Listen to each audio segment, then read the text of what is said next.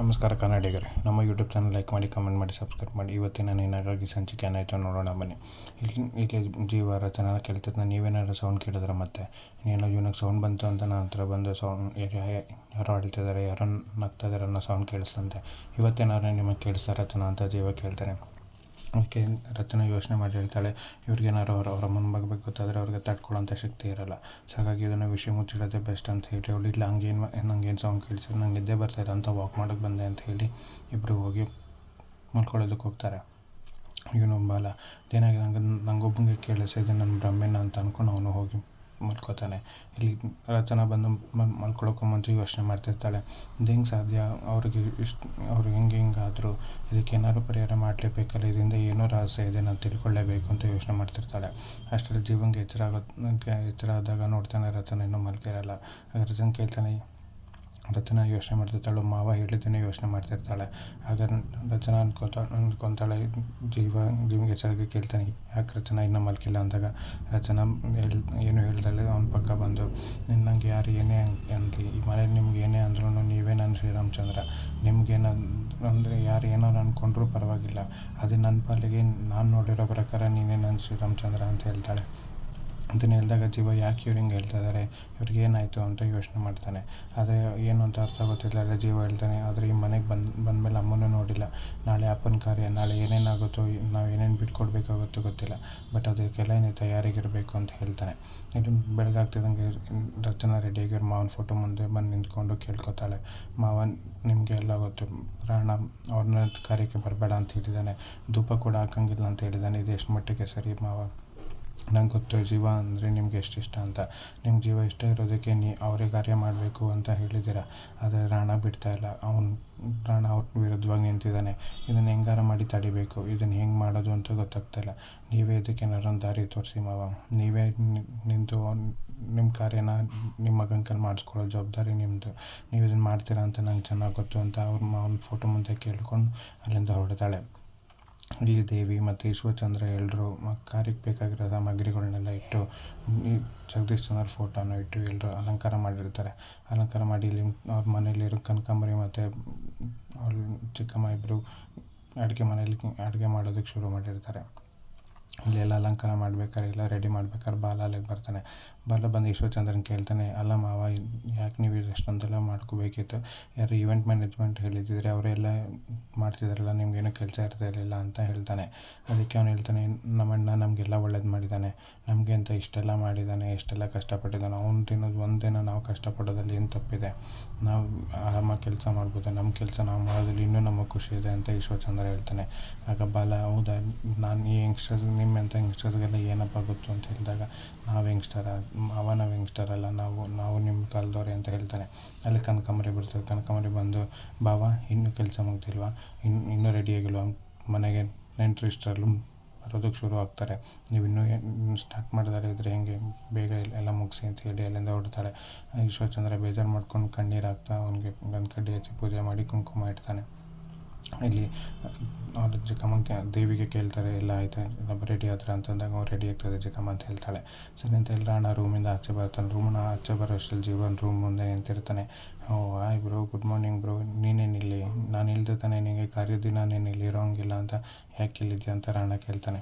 ಅದಕ್ಕೆ ಜೀವ ಕೇಳ್ಕೊತಾನೆ, ರಾಣ ನೀನೇ ಕಾರ್ಯ ಮಾಡು, ನಾನು ನಿಂಗೆ ಕಾರ್ಯ ಮಾಡೋದ್ರಲ್ಲಿ ಬೇಡ ಅಂತ ಹೇಳಿಲ್ಲ, ಆದರೆ ಅಟ್ಲೀಸ್ಟ್ ನಂಗೆ ಧೂಪ ಹಾಕೋಕ್ಕಾದ್ರೂ ನೀನು ಅವಕಾಶ ಮಾಡಿಕೊಡು ಅಂತ ಅಂದಾಗ, ಧೂಪ ಹಾಕೋಕ್ಕೆ ಅದು ಹೆಂಗಾಗುತ್ತೆ ಬ್ರೋ, ಸಾಧ್ಯವೇ ಇಲ್ಲ, ನೀನು ಮಾಡಿರೋದು ಎರಡ, ನಿಂಗೆ ಅದು ಧೂಪ ಹಾಕೋ ಯೋಗ್ಯತೆ ಕೂಡ ನಿಂಗಿಲ್ಲ, ಆದರೂ ನೀನು ಇಲ್ಲಿ ಇರ್ಕೊಡೋದು ಅಂತ ಹೇಳಿದ್ಮೇಲೆ ನೀನು ಇಲ್ಲಿದ್ಯಾ ಅಂತ ಎಷ್ಟು ಇರಬೇಡ ನಿನಗೆ, ದಿಸ್ ಇಸ್ ಮೈ ಆರ್ಡರ್, ನೀನು ಇಲ್ಲಿ ಇರೋಂಗಿಲ್ಲ, ನೀನು ಮಾಡಿರೋದೇ ಸಾಕು, ನಿನ್ನಿಂದ ಆಗಿರೋದೇ ಸಾಕು, ನಿನ್ನಿಂದ ನಾನು ಎಲ್ಲ ಕಳ್ಕೊಂಡಿದ್ದೀನಿ, ಹಾಗೆ ನಿನ್ನಿಂದ ಅನುಭವಿಸ್ಬೇಕಾಗಿರೋದು ಎಲ್ಲ ಅವಮಾನನೂ ನಾನು ಅನುಭವಿಸಿದ್ದೀನಿ, ಇನ್ನು ನೀನೇನು ಮಾತಾಡೋ ಅವಶ್ಯಕತೆ ಇಲ್ಲ, ನಿನಗೆ ಅಧಿಕಾರವೂ ಇಲ್ಲ, ನಿಂಗೆ ಅಧಿಕಾರ ಕೊಡೋದು ಇಲ್ಲ, ನಾನು ಆರ್ಡರ್ ಮಾಡ್ತಾಯಿದ್ದೀನಿ, ನೀನು ಇಲ್ಲಿರೋ ಹಾಗಿಲ್ಲ, ನೀ ಕಾರ್ಯದಲ್ಲಿ ಇರೋ ಹಂಗಿಲ್ಲ, ಹಾಗೆ ನೀನು ಧೂಪ ಹಾಕೋಂಗಿಲ್ಲ ಅಂತ ಹೇಳ್ತಾನೆ.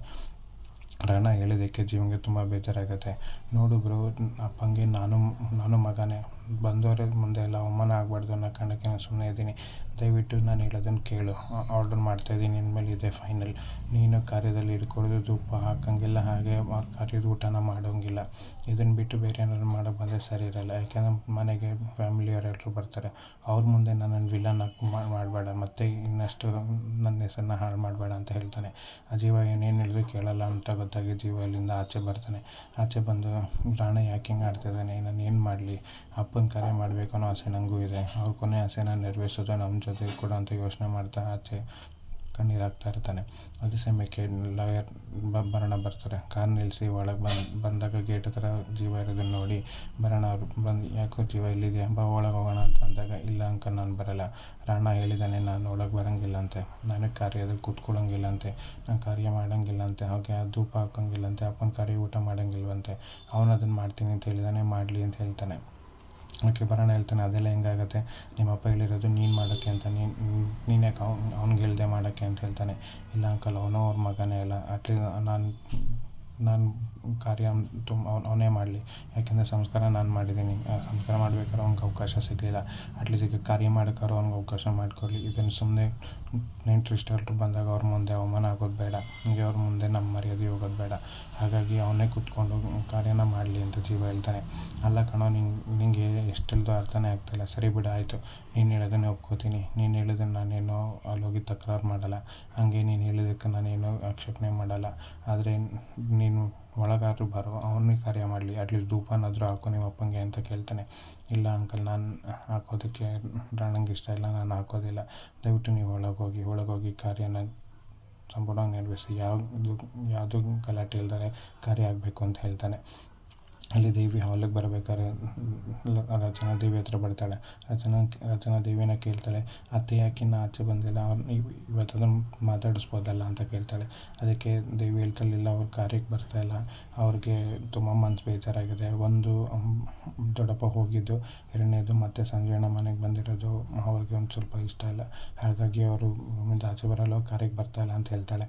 ಅದನ್ನು ಕೇಳಿಸ್ಕೊಂಡು ಕನಕಾಂಬರಿ ಬಂದು ರಚನಾ ಮೇಲೆ ಕಿರ್ಚಾಡ್ತಾಳೆ, ನೀನು ಇದು ಎಲ್ಲ ಅಧಿಕಾರ ಬರಬೇಡ, ಅದೆಲ್ಲೋ ಇದನ್ನ ಬಂದು ಇವಾಗ ಬಂದು ನಮ್ಮನ್ನು ಪ್ರಶ್ನೆ ಮಾಡುವಂಥ ಅಧಿಕಾರ ನಿಮ್ಗೆ ಯಾರೂ ಕೊಟ್ಟಿಲ್ಲ, ಇಷ್ಟು ದಿನ ನೀವೇ ನೋಡ್ಕೊಂಡಿದ್ದೀರ, ಬಂದು ಅವತ್ತು ಬಂದು ಕೇಳಿದ್ರೆ ಅವ್ರ ಅಪ್ಪ ಅಮ್ಮನ ಬಿಟ್ಟೋದನು ಅವನು, ಇವಾಗ ಬಂದು ಏನೋ ಇತ್ತು ಅಂತ ಕೇಳೋಕ್ಕೆ ಬಂದುಬಿಟ್ರೆ, ಇಷ್ಟು ದಿನ ನೋಡ್ಕೊಂಡಿದ್ದು ನಾವು, ಈ ಮನೆ ರೂಲ್ಸ್ ಆ್ಯಂಡ್ ರೆಗ್ಯುಲೇಷನ್ನ ನೋಡ್ಕೊಳ್ಳೋ ಜವಾಬ್ದಾರಿ ನಿಂದು. ಫಸ್ಟು ನೀನು ಒಳ್ಳೆ ಸೊಸೆಯಾಗಿ ಎಲ್ರ ಹತ್ರ ಹೆಸರು ತಗೋ. ಇಷ್ಟು ವರ್ಷ ನಾನು ಮನೆಗೆ ಹಿರಿಳಿಕಲಾಗಿ ಎಲ್ಲ ನೋಡ್ಕೊಂಡಿದ್ದೀನಿ. ಭಾವ ಕೆಲಸ ಬಿಸ್ನೆಸ್ ಅಂತ ಆಚೆ ಹೊರ್ಟೋಗ್ತಿದ್ರು, ಅಕ್ಕ ನೋಡ್ಕೊಳ್ಳೋ ಜವಾಬ್ದಾರಿ ನಂದಾಗಿತ್ತು, ಹಾಗಾಗಿ ಇದನ್ನೆಲ್ಲ ನೋಡ್ಕೊಂಡಿರೋದು ನಾನೇ. ಒಂದೊಂದಾಗಿ ಎಲ್ಲ ಜವಾಬ್ದಾರಿನೂ ನಾನು ನಿನಗೆ ಕೊಡ್ತೀನಿ, ಆ ಎಲ್ಲ ಜವಾಬ್ದಾರಿ ನೀನೇ ನಿರ್ವಹಿಸುವಂತೆ. ಆದರೆ ಇವಾಗ ಅದಕ್ಕೆಲ್ಲನೂ ಕೇಳ್ದಲೆ, ಪ್ರಶ್ನೆ ಮಾಡ್ದಲೆ ಏನು ಮಾಡಬೇಕಾಗಿತ್ತು ಅದನ್ನು ಮಾತ್ರ ಮಾಡುವಂತ ಈ ಕನಕಾಂಬರಿ ಹೇಳಿ ಅಲ್ಲಿಂದ ಹೊರಡ್ತಾಳೆ. ಇದನ್ನು ದೇವಿ ಅಮ್ಮ ಯಾಕೆ ಹಿಂಗೆ ರೂಢಾಗಿ ಅವಳ ಮಾತಾಡ್ತಿದ್ದಾರೆ ಅಂತ ಯೋಚನೆ ಮಾಡ್ತಿರ್ತಾಳೆ. ಅಲ್ಲಿಂದ ಕನಕಾಂಬರಿ ಹೇಳಬೇಕಿರೋದನ್ನ ಹೇಳಿ ಹೊರಡ್ತಾಳೆ. ಕನಕಾಂಬರಿ ಅವ್ರ ಅಕ್ಕನ ರೂಮ್ ಹತ್ರ ಹೋಗ್ಬೇಕಾದ್ರೆ, ನನ್ನ ಗಂಡನ ಕಿತ್ಕೊಂಡ್ರಲ್ಲ, ನಿಮ್ಮನ್ನೆಲ್ಲ ನಾನು ನೆಮ್ಮದಿಯಾಗಿರೋದಕ್ಕೆ ಹೆಂಗೆ ಬಿಡ್ತೀನಿ, ಇದನ್ನೆಲ್ಲ ನಾನು ಬಿಡೋದು ಸಾಧ್ಯನೇ ಇಲ್ಲ ಅಂತ ಕನಕಾಂಬರಿ ಮಾತಾಡಿಕೊಂಡು ಅವ್ರ ಅಕ್ಕನ ರೂಮ್ ಹತ್ರ ಬರ್ತಾಳೆ. ಅಕ್ಕ ಬಾಗಿಲು ತೆಗಿ, ಬಾ ಹೊರಗೆ ಅಂತ ಕೇಳ್ತಾಳೆ. ಯಾಕೆ ಬರಬೇಕು ನಾವು ಹೊರಗೆ ಅಂತ ಪದ್ಮಜ ಕೇಳಿದ್ದಕ್ಕೆ ಅವ್ನ ತಂಗಿ ಹೇಳ್ತಾಳೆ, ನಿನಗೆ ಮಾಡಬೇಕಾಗಿರೋ ಕಾರ್ಯ ಎಲ್ಲ ಮಾಡಬೇಕು, ಹೊರಗೆ ಬಾ ಅಂತ ಹೇಳ್ತಾಳೆ. ಆ ಕನಕಾಂಬರಿ ಅನ್ಕೋತಾಳೆ, ನನಗೆ ಮಾಡಿದ್ರಲ್ಲ ನಿಮಗೂ ಇದನ್ನೇ ಆಗೋದು, ಬಾ ಹೊರಗೆ ಅಂತ ಅನ್ಕೋತಾಳೆ ಮನಸ್ಸಲ್ಲಿ. ಅಲ್ಲಿ ರಚನೆ ಬೇಜಾರು ಮಾಡ್ಕೊಂಡಿದ್ದಕ್ಕೆ ದೇವಿ ಹೇಳ್ತಾಳೆ, ನೀವು ಬೇಜಾರು ಮಾಡ್ಕೋಬೇಡಿ, ಅದೇ ಅಮ್ಮ ಯಾರ ಹತ್ರನೂ ಈ ಥರ ಕಠೋರವಾಗಿ ಮಾತಾಡೋಲ್ಲ, ಆದರೆ ಅವ್ರು ಮಾತಾಡಿದ್ದಾರೆ ಅಂತಂದರೆ ಅವ್ರಿಗೆ ತಲೆಯಲ್ಲಿರೋದು ಭಾವನ ದೊಡ್ಡಪ್ಪನ ಕಳ್ಕೊಂಡಿದ್ದು ಒಂದು ವಿಷಯ, ಆದರೆ ದೊಡ್ಡಮ್ಮನಿಗೆ ಹುಷಾರಿಲ್ದಲೇ ಇರೋದು, ಮತ್ತು ಈ ಮನೇಲಿ ಆಗ್ತಾರೆ ಜಗಳಗಳು, ಇವಾಗ ಇದನ್ನೆಲ್ಲ ಆಗಿರೋದಕ್ಕೆ ಅವ್ರ ಮನ್ಸು ಹಿಂಗಾಗಿದೆ ಅಷ್ಟೇ, ಅದು ಬಿಟ್ಟರೆ ಬೇರೆ ಏನೂ ಇಲ್ಲ, ನೀವು ಅದ್ರ ಬಗ್ಗೆ ಯೋಚನೆ ಮಾಡಬೇಡಿ ಅಂತ ಹೇಳಿ ದೇವಿ ಹೊಡ್ತಾಳೆ. ಇಲ್ಲಿ ರಚನೆ ಆದರೂ ಇವರು ಎಷ್ಟು ಯಾಕೆ ಕಠೋರವಾಗಿ ಈ ಥರ ಆಡ್ತಾಯಿದ್ದಾರೆ ಅಂತ ಯೋಚನೆ ಮಾಡ್ತಾರೆ. ರಚನೆ ಇರ್ತಾಳೆ, ಇದಕ್ಕೆ ಏನಾದರೂ ಮಾಡಬೇಕು ಅಂತ ಯೋಚನೆ ಮಾಡ್ತಾಳೆ. ಮುಂದಿನ ಬಗ್ಗೆ ಏನಾಗುತ್ತೆ ನೋಡೋಣ.